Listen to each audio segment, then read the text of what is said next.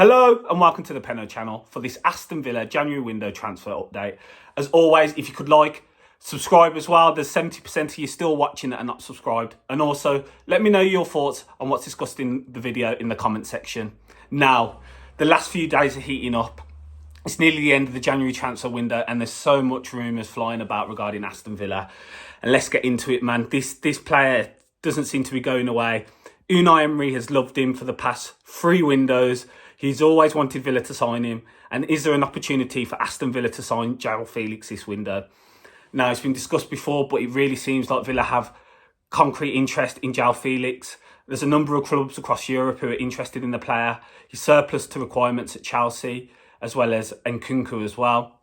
Maresca came out last week and stated that Joao Felix and Nkunku are great players, but it's just that Cole Palmer's in front of them, so they can look for other clubs. They're not going to get minutes, only in the Conference League, and they initially got minutes in the League Cup and FA Cup, and probably they'd only get minutes in the FA Cup going forward. So Joao Felix can look for a new club. Now, Fabrizio again reported that Villa are interested in Joao Felix. Unai Emery loves Joao Felix. Some of the words he uses at times are a bit mad regarding Unai Emery's affection for Joao Felix. He loves the player. He wants to sign him. He's always wanted to sign him, but there's always been complications. Now, in the summer, we saw the whole transfer scenario happen and play out. Chelsea ended up selling Conor Gallagher to Atletico Madrid, and they ended up signing Joao Felix off Atletico Madrid from Chelsea. But this time round, there's something that could potentially happen. There's a few players that could be involved in the deal, which I'll get onto as well. But yeah, Unai Emery sees Joao Felix as being the player to play in that number 10 slot in Villa. He sees him as the perfect player. We also had interest in Matheus Cunha, who's of a similar profile. But he wants Joao Felix, man. And he's always seemed to have wanted Joao Felix. And I'd be excited to see what Unai Emery could do with Joao Felix if that were to happen, just because he has so much affection for him and we've seen what he can do with attacking players.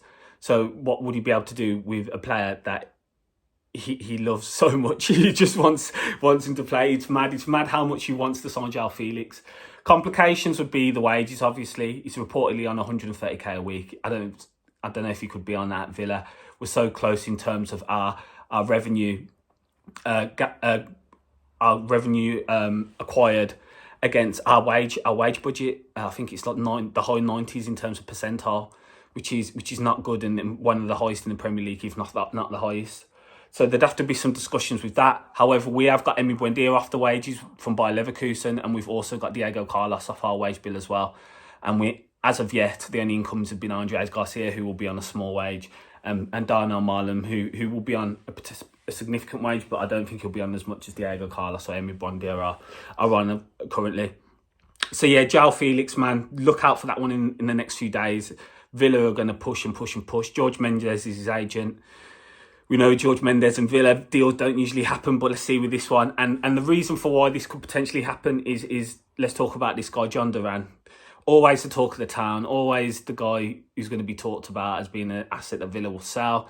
We saw on the weekend Jamie Carragher talking about, Ollie Watkins, Jhon Duran, what he would do in that position. He'd said he'd sell Jhon Duran. He said, he's the one who can fetch the fee. Ollie Watkins is, proven. I disagreed with it a bit in terms of, Jhon Duran's potential, you don't know what that's going to be. How can you put a price on that? Villa stated initially they had a valuation of 100 million, which David Ornstein reported on. But as of this morning, he's reported that any offers around the 80 million mark, and if the proposal suits both parties, whoever that club may be, then Villa would be willing to listen to an 80 million pound offer for Jhon Duran. So Villa seem to have dropped their valuation of Jhon Duran by 20 million very quickly, because David Ornstein reported that at the start of this window, and that Villa would not want to sell the player in this window, and it would be upwards of 100 million to get him. So yeah, reports have now differed from David Ornstein from what initially reported, so maybe he's got word of something through the club. So £80 million for Jhon Duran. We know of Chelsea's interest. They were after him in the summer. Complications happened through that. They were also after Samir Amroumadin, who went to Porto.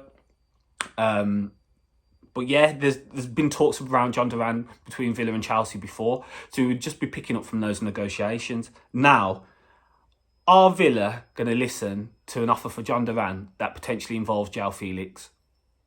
Maybe. There may be a possibility that that could be the case. What would that be? Well, how would they value Joao Felix? Chelsea paid 42 million plus 5 million in add-ons to Atletico Madrid. I don't know if he's covered any of those add-ons, to be honest, so it's 42 million. Has Joao Felix's price depreciated from that point? I think so. 6 months, he's not done anything, he's hardly played. So I don't know how Chelsea can expect any value to be withheld within Joao Felix. So then I think, you know, personally, from my opinion, that he'd be below 42 million. If Villa value now Jhon Duran at 80 million, then you'd be looking at what? 50 to 55 million plus?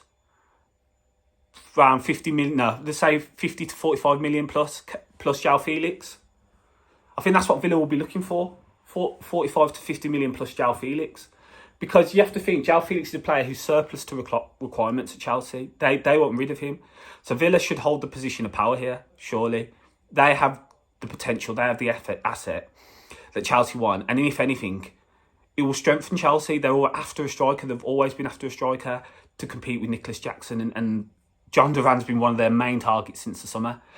So, yeah, let's see if that happens and if anything develops, because that is an interesting one. Because, yeah, all the discussions in the media have been about Jhon Duran. There's always been comparisons with Ollie Watkins. You can't have two good strikers, etc. And although my opinion doesn't match those ones that have been reported or been stated in interviews, etc., it's definitely an option. It's definitely an option. So yeah, let's see if anything develops between Joao Felix, Jhon Duran, and another player from Chelsea that Villa are interested in, and that's Axl Disasi. Now, talked yesterday that, you know, Villa agreed personal terms with Disasi and his team. It's just between Chelsea and Villa now sorting out a deal.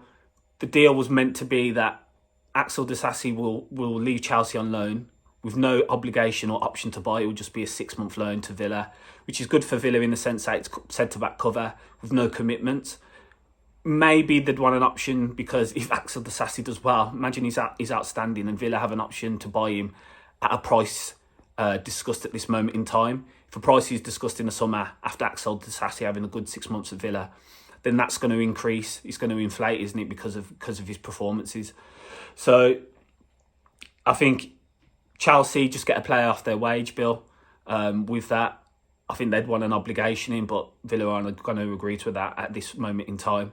And Aston Villa are not going to have an option to buy him, but it's a 6-month loan with little to no risk, which gives, you know, decent Premier League cover, which is hard to come by at this stage in the January window. There's also talk about Disasi potentially, that deal affecting the 1/4 one that's been discussed, and that's a priority. We'll see about that as well, because with the Tyrone Mings centre-back injury, no Pau Torres, Diego Carlos leaving, Ezri Konsa's the only first choice centre-back that's fit. So would Villa now be looking for 2 additions? Maybe. But as I said, there's so much to talk about in this window. There's so much going on in these last few days regarding Aston Villa, and it seems like Aston Villa and Chelsea are going to do some deals. We saw Ian Maatsen and Amari Kellerman happen in the summer. The PSR cartel, we helped each other out. I think Chelsea and Villa have a really good relationship. And if I'm honest, I could see this happening. Now, it all depends on Jhon Duran and his entourage and their relationship with Chelsea.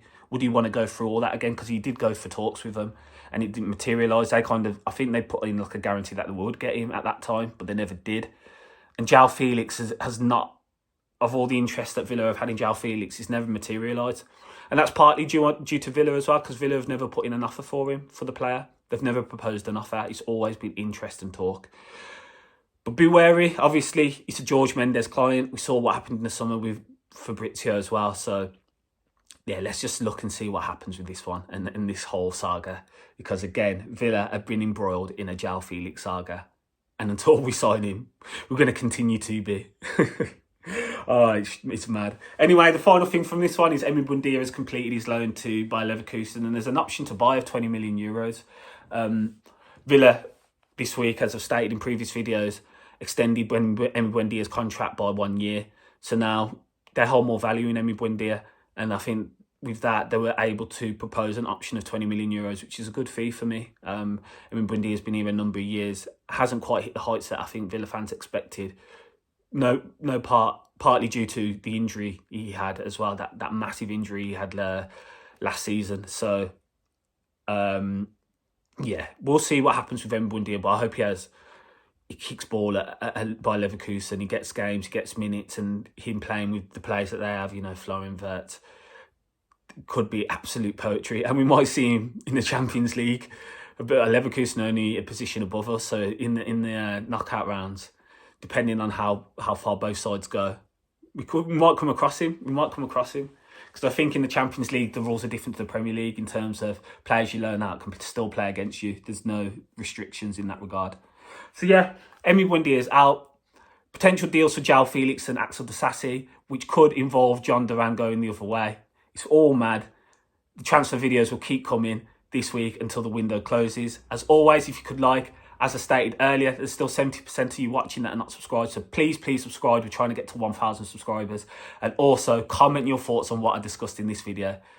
What do you think about Joao Felix joining Villa? What do you think of Jhon Duran leaving Villa? Axl Disasi on loan? And also the thoughts on Emi Buendia going on loan to Bayer Leverkusen. Thank you all for joining, and see you on the next video. Up the Villa.